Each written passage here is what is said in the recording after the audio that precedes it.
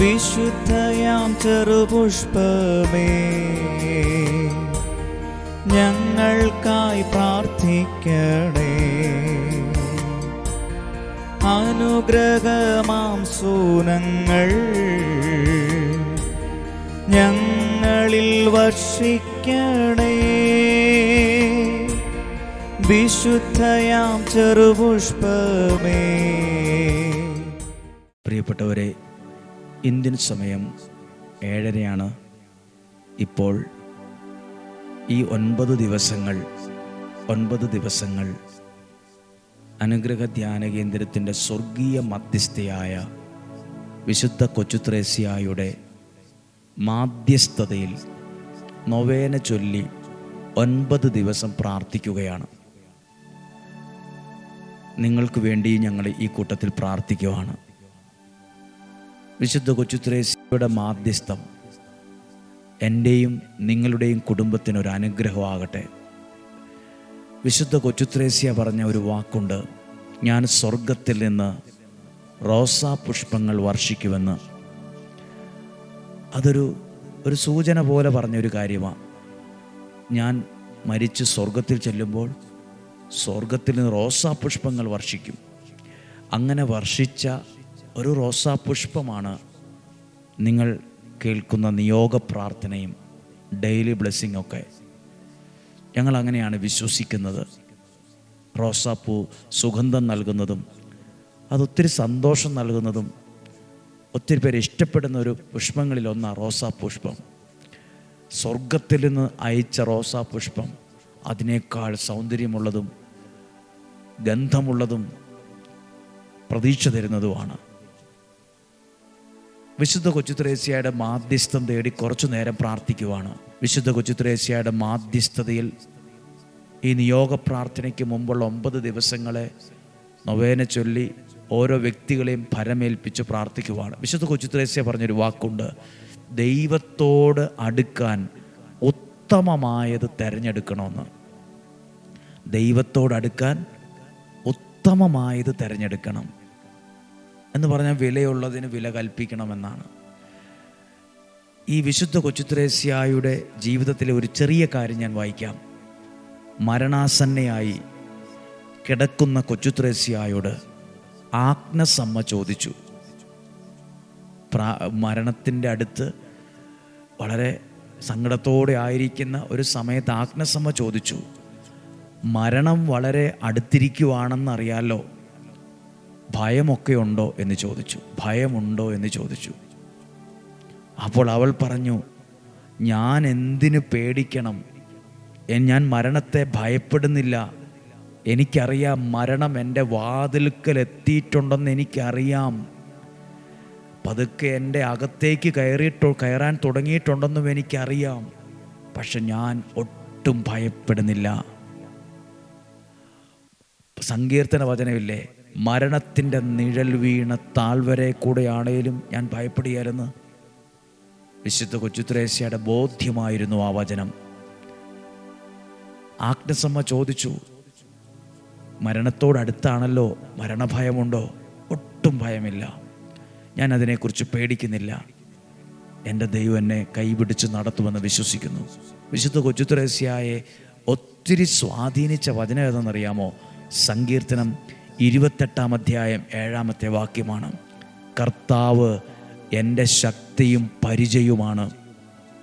കർത്താവിൽ എൻ്റെ ഹൃദയം ശരണം വയ്ക്കുന്നു, അതുകൊണ്ട് എനിക്ക് സഹായം ലഭിക്കുന്നു. എൻ്റെ ഹൃദയമോ ആനന്ദിക്കുന്നു. ഞാൻ കീർത്തനമാലപിച്ച് അവിടുത്തോട് നന്ദി പറയുന്നു. കർത്താവ് സ്വന്തം ജനത്തിൻ്റെ ശക്തിയാണ്. തൻ്റെ അഭിഷിക്തന് സംരക്ഷണം നൽകുന്ന അഭയസ്ഥാനം അവിടുന്നാണ്. ഇത് കൊച്ചുത്രേസ്യയുടെ നല്ല ബോധ്യമായിരുന്നു. ഭയമില്ലാത്ത ഒരു മനസ്സ്, പേടിക്കാത്തൊരു ഹൃദയം, ഒത്തിരി സഹിക്കുന്ന ഒരു സാഹചര്യമൊക്കെ ഉണ്ടായപ്പോഴും ദൈവത്തിൽ അത്ര ശക്തമായി ആശ്രയിച്ചു, പ്രാർത്ഥിച്ചു. ഇന്ന് നമുക്ക് കൊച്ചുത്രേസ്യയുടെ മാധ്യസ്ഥതയിൽ ഒന്ന് പ്രാർത്ഥിക്കാം. നമ്മൾ ഈ പ്രാർത്ഥന ചൊല്ലുന്നത് നിങ്ങളും ഒന്ന് ഏറ്റുചൊല്ലണം. ഒന്ന് ഏറ്റുചൊല്ലി പ്രാർത്ഥിക്കുവാണ്. കർത്താവായ യേശുവേ, വിശുദ്ധ കൊച്ചുത്രേസ്യയുടെ മാധ്യസ്ഥതയിൽ നൊവേന ചൊല്ലി പ്രാർത്ഥിക്കുന്ന 1-ാം ദിവസമാണിന്ന്. ദൈവത്തോടടുക്കാൻ ഉത്തമമായത് തിരഞ്ഞെടുക്കണം. ദൈവത്തിൻ്റെ അനുഗ്രഹം ലഭിക്കാൻ ഉത്തമമായത് തിരഞ്ഞെടുക്കണം. ദൈവത്തിൽ നിന്ന് സൗഖ്യം ലഭിക്കാൻ ഉത്തമമായത് തിരഞ്ഞെടുക്കണം. നമ്മുടെ ജീവിതത്തിൽ ചില നിയോഗങ്ങളുണ്ട്, അതെല്ലാം വെച്ച് പ്രാർത്ഥിക്കുവാണ്. ഈ നൊവേനയിൽ പങ്കെടുക്കുന്ന ആരുമാകട്ടെ, ദൂരദേശത്തുള്ളവർ ആരുമാകട്ടെ, ആ മാധ്യസ്ഥത്തിൽ നിങ്ങളെ ഭരമേൽപ്പിക്കുവാണ്. ഇതൊരു മധ്യസ്ഥ പ്രാർത്ഥനയാണ്. വിശുദ്ധ കൊച്ചുത്രേസ്യായുടെ മാധ്യസ്ഥം തേടി പ്രാർത്ഥിക്കുന്നതാണ്. ആ മാധ്യസ്ഥതയിൽ നിയോഗം വെച്ച് പ്രാർത്ഥിക്കുക. 9 ദിവസം എൻ്റെ കൂടെ ഏറ്റുചൊല്ലി പ്രാർത്ഥിക്കാം. കർത്താവായ യേശുവേ, ഞങ്ങൾ ഇന്ന് വിശുദ്ധ കൊച്ചുത്രേസ്യായുടെ മാധ്യസ്ഥതയിൽ പ്രാർത്ഥിക്കുന്നു. ഞങ്ങളെയും ഞങ്ങളുടെ കുടുംബത്തെയും കുടുംബത്തിലുള്ള ഓരോ അംഗങ്ങളെയും ഞങ്ങൾ സമർപ്പിക്കുന്ന നിയോഗങ്ങളെയും ഒക്ടോബർ മാസം നടക്കുവാൻ പോകുന്ന നിയോഗ പ്രാർത്ഥനയെയും ഞങ്ങൾ നിന്നെ ഭരമേൽപ്പിക്കുന്നു. സ്വർഗത്തിൽ നിന്ന് അങ്ങ് റോസാപുഷ്പങ്ങൾ വർഷിക്കുമെന്ന് പറഞ്ഞിട്ടുണ്ടല്ലോ. ഈ നിയോഗ പ്രാർത്ഥനയും ഡെയിലി ബ്ലെസ്സിങ് എന്ന ശുശ്രൂഷയും അനുഗ്രഹ ധ്യാന കേന്ദ്രവും സ്വർഗത്തിൽ നിന്ന് അയച്ച റോസാപുഷ്പമാണെന്ന് ഞങ്ങൾ വിശ്വസിക്കുന്നു. നന്ദി പറയുന്നു. വിശുദ്ധ കൊച്ചുത്രേസ്യായുടെ മാധ്യസ്ഥതയിൽ എന്നെയും എൻ്റെ കുടുംബത്തെയും സമർപ്പിക്കുന്നു. ഞങ്ങളുടെ എല്ലാ ആവശ്യങ്ങളും നിൻ്റേതായി സ്വീകരിക്കണമേ. ഞങ്ങളിപ്പോൾ പ്രാർത്ഥിക്കുന്നു. അനുഗ്രഹ ധ്യാന കേന്ദ്രത്തിൻ്റെ സ്വർഗീയ മധ്യസ്ഥയായ വിശുദ്ധ കൊച്ചുത്രേസ്യായെ ഞങ്ങളുടെ എല്ലാ നിയോഗങ്ങൾക്ക് വേണ്ടിയും ഈശോയോട് പ്രാർത്ഥിക്കണമേ. ഒരു നിമിഷം നമ്മുടെ ആവശ്യത്തെ പറയുക, നിശബ്ദമായി ആവശ്യത്തെ പറയുക. ചേർന്ന് പ്രാർത്ഥിക്കാം. ഈ ആവശ്യങ്ങളെ വിശുദ്ധ കൊച്ചുത്രേസ്യായുടെ അത്ഭുത മാധ്യസ്ഥതയിൽ ഞങ്ങൾ സമർപ്പിക്കുന്നു.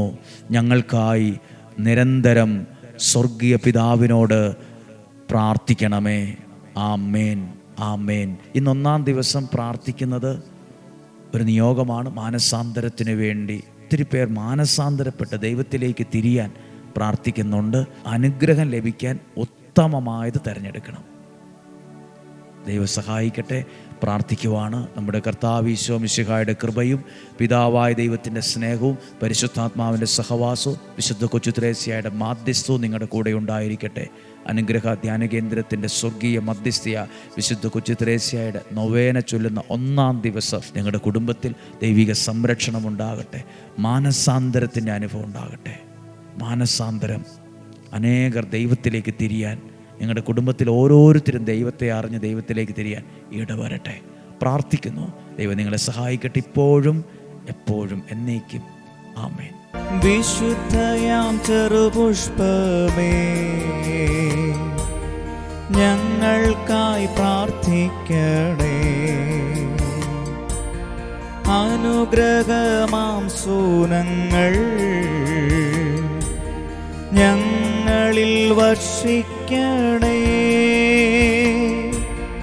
വിശുദ്ധയാം ചെറുപുഷ്പമേ,